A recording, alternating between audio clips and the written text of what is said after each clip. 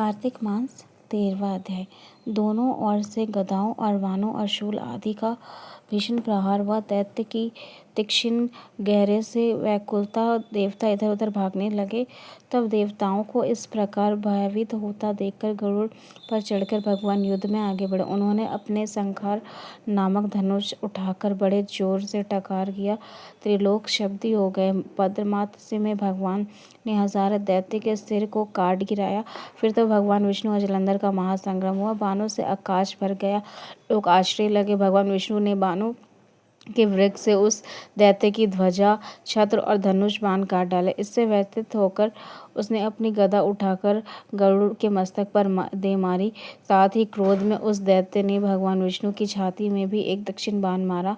इसके उत्तर में भगवान विष्णु ने उसकी गदा काट दी और शंकर धनुष पर बाण चढ़ाकर उसकी विधिन आरंभ किया। इस पर जलंधर अपने बाण बरसने लगे। उन विष्णु जी को कोई पैन बाण मारकर वैष्णो धाम धनुष को काट दिया।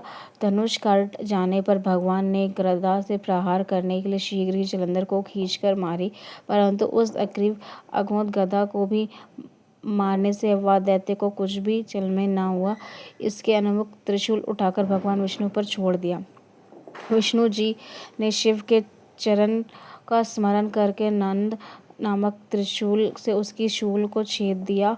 जलंधर ने झटपट विष्णु जी की छाती पर एक जोर मारा और उत्तर में भगवान विष्णु ने उसकी छाती पर अपने मुष्टिक का प्रहार किया। फिर दोनों घुटने टेक के बाहु युद्ध करने लगे, किंतु देर तक भगवान उसके साथ युद्ध करते हुए सर्वश्रेष्ठ मायावी भगवान उस दैत्यराज मेधावी से बोले, रे रणद्रुमित दैत्यराज, तू धन्य है जो इस महायुद्ध में इन बड़े बड़े योद्धाओं से भी भयभीत ना हुआ। तेरे इस युद्ध से मैं प्रसन्न हूँ। तू चाहे जो वर मांग ले। मायावी विष्णु का सेवाने सुनकर चंद्र ने कहा, हे भुवक, यदि आप मुझ पर प्रसन्न हो तो यह वर दीजिए कि आप मेरी बहन सहित सारे कुटुंब सहित मेरे घर पर निवास करेंगे। नारद जी बोले, ऐसे वचन सुनकर भगवान विष्णु जी को खेद हुआ, किंतु उसकी क्षण देवाश तथास्तु कहकर अंतर ध्यान हो गया। भगवान विष्णु देवता सहित जलंधर पुरी में जाकर निवास करने लगे। जलंधर